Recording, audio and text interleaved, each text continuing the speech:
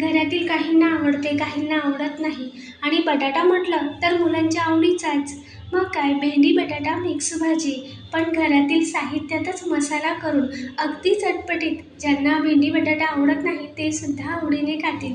आणि सोबतच खरपूस खुसखुशीत असा मूग डाळीचा पराठा. नमस्कार मंडळी, श्रीदेवी किचन प्रतिभाज रेसिपीमध्ये मनापासून स्वागत आहे. पाहूयात. तर मूग मसूर डाळीचा पराठा बनवतोय. तर सर्वात आधी आपण डाळ शिजवून घेऊयात. यासाठी इथे मी एक पाऊण वाटी एवढी मूग डाळ आणि पाव वाटी एवढी मसूर डाळ घेतली. मूग डाळ थोडीशी जास्तच घेतली. त्यानंतर 2 पाण्याने चांगली चोळून धुवून आता टोपात शिजायला घातली. यातील वरचा जमेल तेवढा फेस काढून घेतला. त्यानंतर पाव चमचा हळद, अगदी पाव चमचा एवढे मीठ घालूयात आणि खळखळ उकळी आल्यावर गॅस मंद आचेवर करून डाळ चांगली शिजवून घेऊयात. आता डाळ शिजते तोपर्यंत इथे आपण भेंडी चिरून घेऊयात आणि बटाटासुद्धा. तर बटाट्याची वरची साल काढून घेऊयात. भेंडी ही धुवून मी पाणी निथळायला ठेवली. तोपर्यंत बटाटाही चिरून घेऊयात. तर बटाट्याची वरची साल काढून धुवून पुसून घेतला. आता बटाट्याच्या फोडी करून घेऊयात. तुमच्या आवडीनुसार लहान मोठ्या फोडींमध्ये बटाटा चिरून घेऊ शकता. मी अशा लांब फोडींमधून अजून मध्ये एक एक तुकडा केला. तर हे पहा, ज्या मोठ्या फोडी होत्या त्याचे असे मी अर्धा तुकडे करून घेतले आणि जे लहान होत्या बटाट्याच्या फोडी अशा लांबच ठेवल्या काही. त्यानंतर भेंडीही आता पाणी निथळल्यावर एक 5 मिनटं पंख्याखाली ठेवली पुसून कोरडी करून. आता तोपर्यंत इथे आपण गॅसवर कढाई ठेवून घेतली. यात मी मोठा पाव चमचा एवढे तेल घातले. तेल गरम झाल्यावर पाव चमचा मोहरी, 1 चमचा एवढे जिरे घातले. मोहरी चांगली फुटल्यानंतर जिरेही चांगले फुटले की एक 8-9 लसूण पाकळ्या ओबडधोबड ठेचून अशा लालसर झाल्यावर यात बटाट्याच्या फोडी घालूयात आणि मंद आचेवर बटाटा परतवून घेऊयात. फोडणी करताना आपण गॅस मोठ्या आचेवर ठेवला होता. त्यानंतर आता गॅस मंद आचेवर करून बटाटा या फोडणीमध्ये परतवून घेऊयात आणि मंद आचेवर बटाटा असाच ठेवूयात. तोपर्यंत इथे भेंडी चिरून घेऊयात. तर भेंडी ही आपली तेव्हाच कोरडी अशी झाली आहे. आता भेंडीचा देठाचा भाग कट करून इथे बटाट्याच्या प्लेटमध्येच मी भेंडी चिरून घेतली. तर इथे मी भेंडी अशी मोठीच ठेवली आहे, जास्त बारीक न चिरता. तर 2 भेंडी घेऊन देठाकडचा भाग कट करून अशा अर्ध्या इंचात भेंडी मी इथे चिरून घेते. हे पहा, या पद्धतीने सर्व भेंडी या पद्धतीने चिरून घेतली. त्यानंतर आता इथे आपण एक छोटंसं कोरडं वाटण किंवा घरच्या साहित्यामध्ये मसाला करूया. तर मिक्सरच्या भांड्यात 1.5 ते 2 चमचा एवढे धने, 1 3 ते 4 लाल की सुकी बोर मिरची, अर्धा चमचा बडीशोप, अर्धा चमचा जिरे, सोबतच एक छोटूसा अद्रकचा तुकडा, 2 हिरवी मिरची पाणी न घालता कोरडंच हे मिक्सरला फिरवून घेऊयात. तर जास्त बारीकही नाही किंवा खूप काही जास्त जाडही नाही, मध्यम असं मिक्सरला फिरवून घेतला. जास्त बारीकही वाटून घ्यायचं नाही, तर थोडंसं जाडसर असा हा मसाला ठेवला. त्यानंतर आता बटाटाही आपण थोडासा परतवून घेतला आणि यातच आता चिरलेली भेंडी घातली.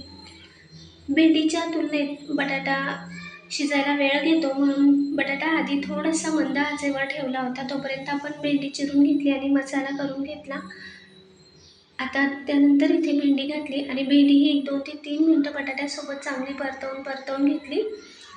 आणि आता यावरच मीठ घालूयात आणि जो आपण मसाला करून घेतला होता तो घालूयात. अर्धा ते पाव चमचा एवढी हळद, अर्धा चमचा काश्मीरी मिरची पूड किंवा थोडंसं तिखट हवं असेल तर अर्धा चमचा एवढं घरचंच लाल मिरची पावडर किंवा लाल तिखट घालू शकता. आणि चांगलं आता मसाल्यामध्ये मध्यम आचेवर परतवून घेऊयात. एक 2 ते 3 मिनटं चांगलं हे परतवून घ्यायचं, म्हणजे मसालाही चांगला तेलात परतला जातो. आणि गॅस आता मंद आचेवर करून यावर ठेवूयात झाकण. आता भेंडी बटाटा आपला मंद आचेवर शिजते तोपर्यंत इथे आपण डाळ पाहून घेऊयात. तर हे पहा, डाळही अजिबात टोपाला लागली नाही, आपल्याला हवी तशी डाळ शिजली आहे. तर हे पहा, आता इकडे भेंडी बटाटाही पाहूयात. तर मंद आच करून भेंडी बटाटा ठेवला होता. अगदी भेंडी आणि बटाटा बरोबर असे शिजले आहेत आणि चटपटीत अशी ही भेंडींची भाजी होते. या पराठ्यासोबत खायला तर खूपच मस्त लागते. तुम्ही कधी अशी भेंडींची भाजी केली नसेल असा मसाला करून, तर एकदा करून पहा. हा मसाला वांग्याच्या भाजीसाठी खूप मस्त होतो. त्यानंतर अर्धा चमचा एवढा गरम मसाला घातला, पाव चमचा एवढे आमचूर पावडर आणि वरून भरपूर अशी चिरलेली कोथिंबीर घालूयात.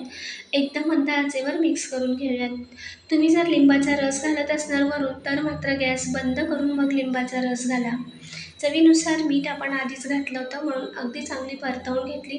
आता भेंडी बटाटा कितपत शिजले तर पाहूया. तर भेंडीसुद्धा अगदी मऊ आतपर्यंत शिजली आहे, तुम्ही पाहू शकता. त्यानंतर आता बटाटाही आपण चमचा रोवताच अगदी बटाटा प्रेस होतोय, मऊसूत असा बटाटाही शिजला आहे. हे पहा, वरून अगदी क्रिस्पी असा झाला आहे आणि आतमध्ये अगदी आतपर्यंत असा शिजला आहे. तर तयार आहे आपली चटपटीत अशी भेंडींची भाजी. गॅस मी बंद केला आणि मग नंतर वरून चिरलेली कोथिंबीर घातली. लिंबाचा रस घालत असणार तर मात्र गॅस बंद करूनच लिंबाचा रस घाला. आता इथे आपली डाळही शिजली होती. इथे मी जेवढे पराठे हवेत तेवढं गव्हाचं पीठ घेतलं, पण या डाळीत भिजेल इतपतच गव्हाचं पीठ घ्यायचं. तर इथे मी 1.5 वाटी एवढं हे गव्हाचं पीठ घेतलं. इथे आपण शिजवलेली डाळ 1 वाटी एवढी होती, तर इथे 1.5 ते पावणे 2 वाटी एवढं गव्हाचं पीठ, त्यातच ही शिजवलेली मूग डाळ घातली. अर्धा चमचा एवढे जिरे, अर्धा चमचा हातावर चोळून घेतलेला ओवा, अर्धा चमचा एवढी कलौंजी किंवा काळे तीळ, सोबतच पाव चमचा एवढे हिंग, थोडीशी कोथिंबीर घालून आता हे मिक्स करून घेऊयात. हवं तर तुम्ही यामध्ये कस्तुरी मेथी आणि तिळाही घालू शकता. मी इथे काळे तीळ वापरले आहे, कलौंजी, त्यानेही खूप छान अशी टेस्ट येते पराठ्याला.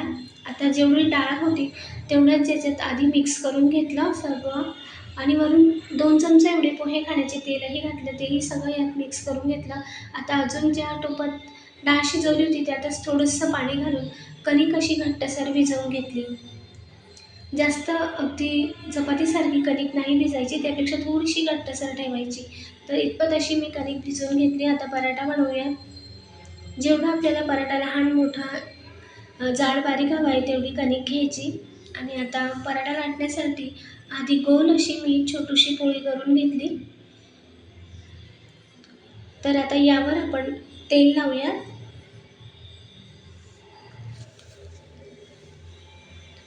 त्यानंतर आता दोघंही बाजूने असं फोल्ड करून घेऊयात, दुमडून घेऊयात. हे पहा, या पद्धतीने दोघं बाजू अशा दुमडून घेतल्यानंतर आता एकावर ही अशी घडी ठेवायची आणि दुसरी घडी अशी.